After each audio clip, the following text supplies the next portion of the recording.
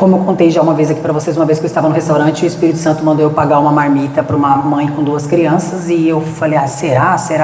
E aí na hora que eu estava saindo, depois eu fiquei sabendo que o dono deu lá e tal. Esses tipos de coisas assim, e no meu coração hoje eu entendo o seguinte: a primazia muitas vezes é sua. Ponto. Porque às vezes nós esquecemos que nós oramos o que nós pedimos para Deus, a ajuda que você está ali solicitando, e nós muitas vezes achamos muitas vezes que vai vir como um passe de mágica mesmo. Sobrenatural é nada, vai vir em comum. Porque nós estamos na terra, vai vir em comum.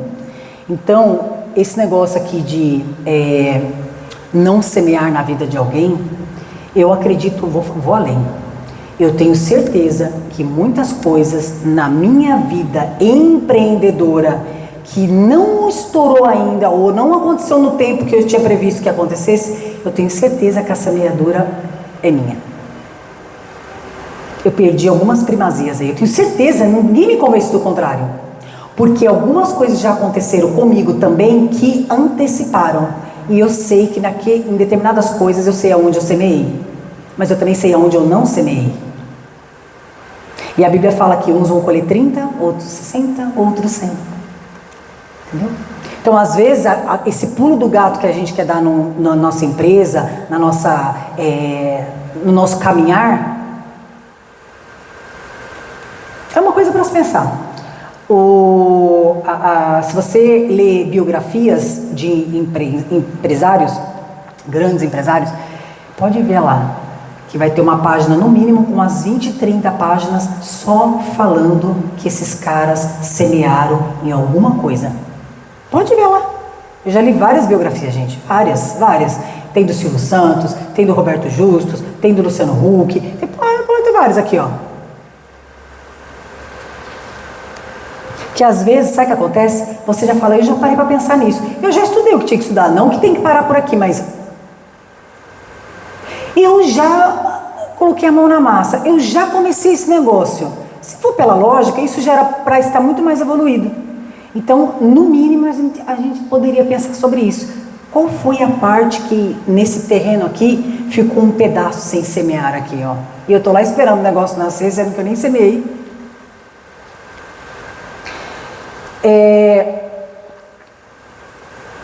Comportamento também tem a ver com exposição, tá, irmãos? Então, assim, eu acho que não tem ninguém aqui. Eu acho que não tem ninguém que faz isso aqui. Mas eu frequento lugares de pessoas que fazem isso. Uma vez nós estávamos falando aqui de rede social, né? Pra gente tomar cuidado com isso. Eu já ouvi cada coisa. Toda vez que eu sento para almoçar com alguém legal, que eu peço, tá, irmãos? Eu sou uma pessoa que eu peço. Então, por exemplo, eu ligo para uma determinada pessoa, uma amiga, uma pessoa, né, que eu quero modelar, que eu quero alguma coisa dela, eu preciso dela para alguma coisa, eu sempre falo, café da manhã, almoço, café da tarde ou jantar, preciso conversar com você. Eu sempre coloco isso. E aí, uma vez eu estava num ambiente e essa pessoa falou assim, uma pessoa falou assim, que coisa chata é pessoas que querem pegar, usar um termo aqui não muito chulo, carona no cometa Halley de alguém. Aí eu não estava entendendo muito aquela conversa, depois eu entendi esse negócio de, sabe essas pessoas que têm esse comportamento, ela vai num ambiente, um restaurante, está viajando, qualquer coisa, e ela, por exemplo, se encontra ali na sorte de uma pessoa que ela admira, por exemplo, um artista, uma pessoa relevante, né, irmãos? Relevante. E a pessoa vai lá e fala, vamos tirar uma foto? Olha isso. Se você vai ficar no anonimato na vida, faça isso. Luísa, por que você está falando isso? Eu já falei para vocês, eu não falo nada que eu não vivo, não. Então vamos lá. Não tem problema nenhum com isso. Eu era essa pessoa. Mas quando eu fazia isso, não era porque eu queria likes, esses negócios, nada a ver. Mas é porque eu admirava, eu era fã. Então eu era chata. Então, quem entrou aqui já no meu Instagram já deve ter visto algumas coisas lá. Tem pessoas ali que eu realmente era fã, irmãos. E eu não pensava na minha vida que eu ia fazer nenhum trabalho na vida expondo a minha imagem, por exemplo. Real. E eu tinha essa mania e todo mundo que me conhecia sabia desse meu comportamento. Só que olha que interessante, olha isso. Todo mundo que me conhecia, porque nessa época, vamos abrir aqui, vai. Nessa época, eu trabalhava na área da saúde. Então assim, qual era a chance de eu estar expondo, por exemplo, a minha imagem? Zero, né? Zero. Irmãos, eu era a fã que realmente faltava. Sabe aqueles fãs doidos que se machucam? Sabe aquelas pessoas assim? E teve pessoas que eu conhecia sempre, né? Irrelevantes, que eu falava, se eu for lá pedir, a pessoa vai virar as costas. Mas se você for, a pessoa, Luísa, pelo amor de Deus, é chato isso aí. Não é chato, fala que é pra mim, você nem precisa aparecer. E como as pessoas, elas sabiam que realmente eu era fã, não era... Todo mundo sabia que não tinha nada a ver com like. Então, por exemplo, o Jô Soares, que eu brincava muito, eu falava, gente, um dia eu vou sentar no sofá do Jô Soares. Eu vou abrir um parênteses. Palavra tem poder. Ponto final.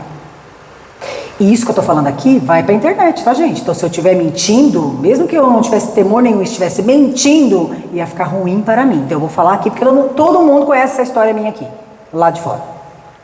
Eu falava assim, ó, eu vou sentar no sofá do Jô Soares um dia. O pessoal ria. Ai, Lu, você vai. E vocês vão ver. Um dia eu vou sentar no sofá do Jô Soares. Passou-se anos. Um belo dia, as pessoas que estavam comigo falaram assim, você não acredita. O Jô Soares vai fazer uma peça de teatro. X, não sei o quê. Eu falei, sério? Sério. Luísa, por favor, já vamos te falar assim, ó, a chance, Lu, é zero. Tá?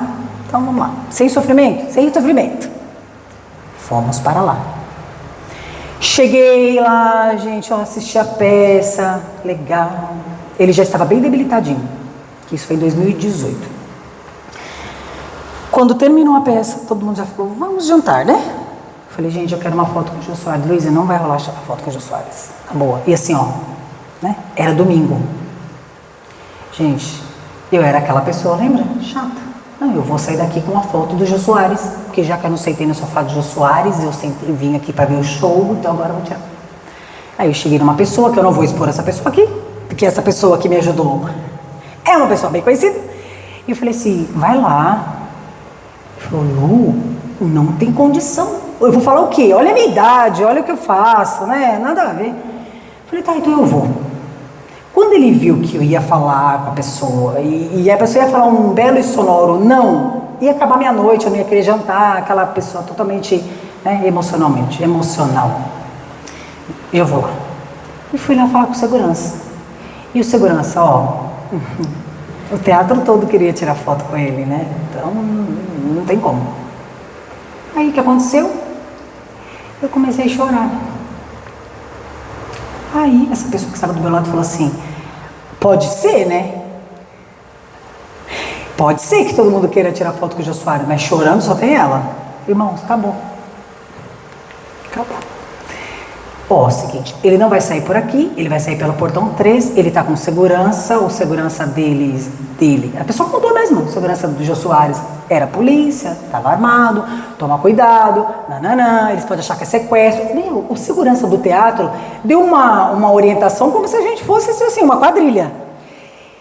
Quando nós saímos, que eu falei pra ele, nós demos a volta, saímos do estacionamento e fomos para essa rua de trás, porque ele saía literalmente pela rua de trás do teatro, ele não saía onde normalmente os artistas saíam, porque, né, irmãos, a pessoa não quer, né?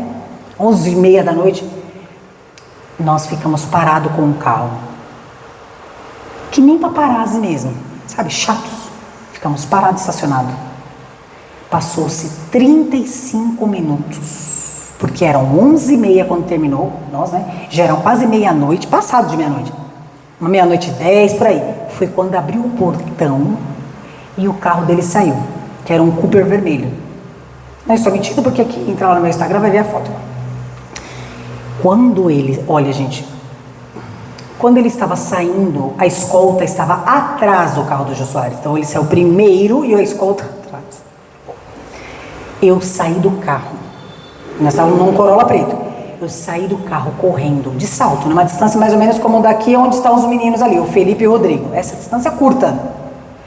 Quando eu esperei o carro de Jô Soares sair e logo na sequência veio esse carro de segurança. Então o carro de Jô Soares saiu mais devagar, mas o carro da escolta já saiu, já querendo emparelhar ali para ele, acho que aí na frente, não sei como que funciona isso. Eu desci do carro correndo nessa distância e eu ouvi nitidamente a hora que o Jô Soares falou assim, pode deixar. Porque eu não sei se ele por algum momento, né, achou alguma coisa, porque assim, eu era uma mulher. A pessoa ficou dentro do carro, acho que até por vergonha, tá? Ele saiu calmamente, a pessoa é mais equilibrada. E aí eu já aquela cara, né, já toda... Falei, não, é que eu amo ele. E aquela coisa, aquele show todo, e eu show, sabe, não, vem aqui, não sei o que lá. E aí, na foto, dá pra ver até que eu tive que... Ele não saiu do carro, né? Eu abaixei, né, pra tirar a foto, totalmente incômoda, pá, tirei a foto. Agradeci tudo, essa pessoa que estava comigo. Por ele ser uma pessoa relevante, ele falou pro Jô Soares quem ele era. Ele falou, ah, será que você não estava lá? Ainda fez uma piadinha, brincou. Um amor de pessoa, foi embora. Não foi a primeira vez, não foi a segunda vez, não foi a terceira vez. Aquelas fotos que se vocês verem lá, nada foi assim, vamos tirar uma foto, não foi desse jeito. Todas foi com emoção. Luísa, por que você está falando isso? Estou falando isso porque hoje eu posso falar para vocês o quanto isso é danoso quando você precisa usar a tua imagem de uma maneira mais séria. Porque aí você vai ter que reconstruir uma imagem que você mesmo foi lá e... Então assim, expor tudo o que está fazendo não é bom, não traz seriedade, não traz credibilidade, porque se você está pensando em crescer ou trazer pessoas com você, pode acreditar. Existe aí uma rede social que ela não apaga dados, fica lá. Se a pessoa quiser um pouquinho mais sobre você, ela vai lá e dá um Google, ela vai te achar. Irmãos, principalmente se o que você quer fazer é algo realmente de pessoas que vão estar ali junto com você, bem... top. Eu falo que às vezes, muitas vezes, não é diminutivo de nada isso aqui que eu vou falar, mas às vezes nós precisamos olhar para nós e falar assim, eu caibo esse ambiente por enquanto. Eu preciso primeiro amadurecer nisso aqui, aprender isso aqui, conviver com mais pessoas, para depois eu dar um salto, né, de águia.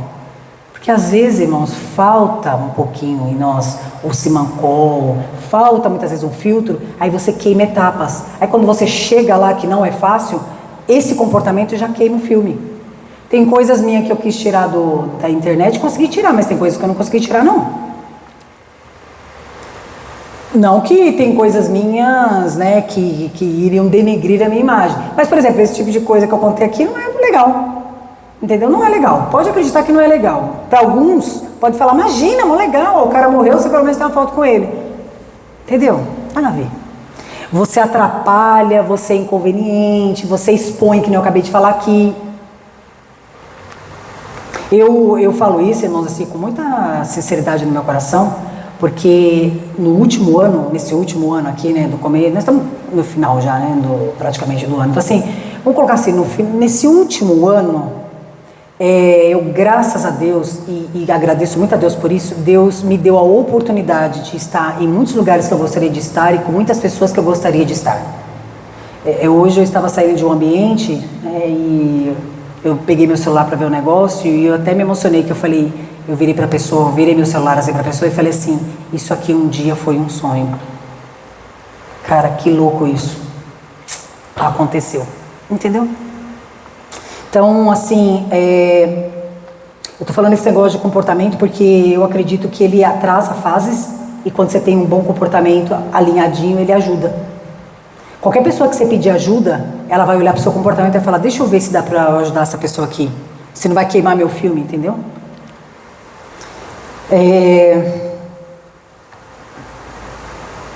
Nós falamos que o espírito empreendedor é comportamento, serviço e caráter. Comportamento nós encerramos aqui.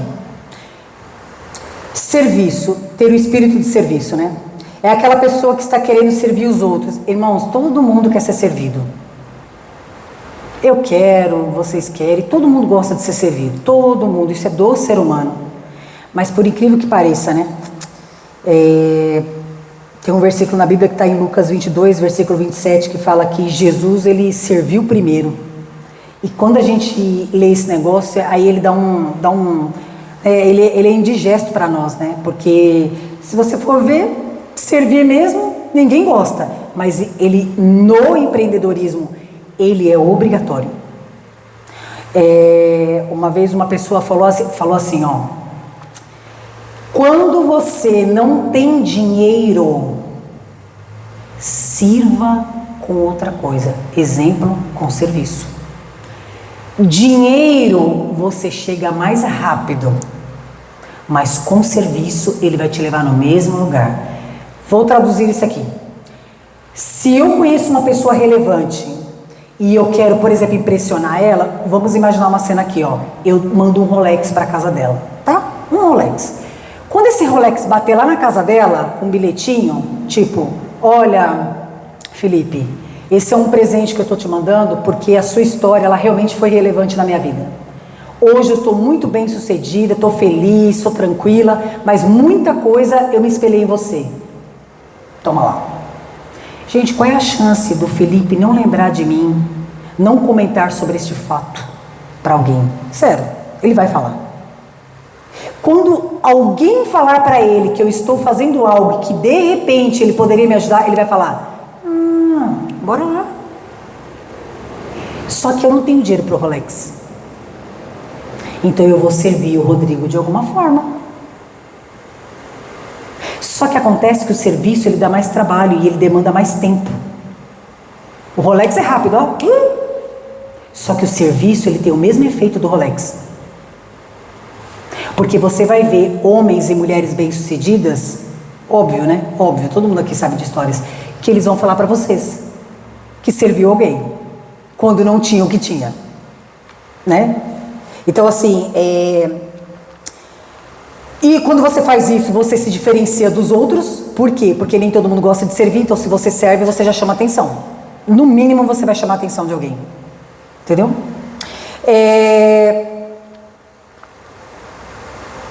Eu falo que essa pergunta é mágica.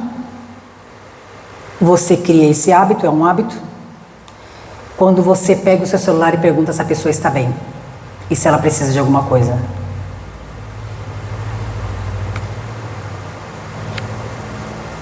Eu falo para vocês que uma vez eu fiz essa pergunta para alguém e eu sabia mais ou menos o que essa pessoa estava precisando. E eu tinha vindo recentemente de um ambiente muito legal. E essa pessoa virou para mim e falou assim: não, tá tudo bem, tá tudo bem. Assim, precisar, a gente sempre precisa de alguma coisa, mas assim, neste momento, eu preciso de um determinado valor, porque eu tenho uma missão para fazer. Olha que interessante, irmãos. Quando essa pessoa falou isso, eu falei: é sério, é dinheiro. Eu falei assim: qual é a chance dessa pessoa pedir este valor? E coloquei o valor no papel. Eu escrevi, peguei o papel e escrevi. Falei: Deus, qual é a chance dessa pessoa falar este valor? 0. Como eu não tenho talvez essa fé toda, mas eu também não quero perder a oportunidade. Por que essa pessoa falou pra mim, né? Ela poderia falar: não, tá tudo bem. Gente, quantas pessoas você pergunta e a pessoa fala que tá tudo bem? Não tá. Tem pessoas que Deus não deixa ela falar pra você não, porque não é você. Ela falou. Aí eu falei assim: tá, isso no primeiro dia. No segundo dia começou a me incomodar aquele negócio. Eu falei: então, referente àquilo que você tinha me falado, isso faz 1 ano que aconteceu, tá? Mais ou menos, né? Foi em setembro. Vai fazer 1 ano que isso aconteceu. Mas exatamente vai fazer 1 ano. Essa pessoa falou pra mim assim: essa missão custa X. Eu lembro que eu só peguei, eu sabia, né? Eu peguei o papel.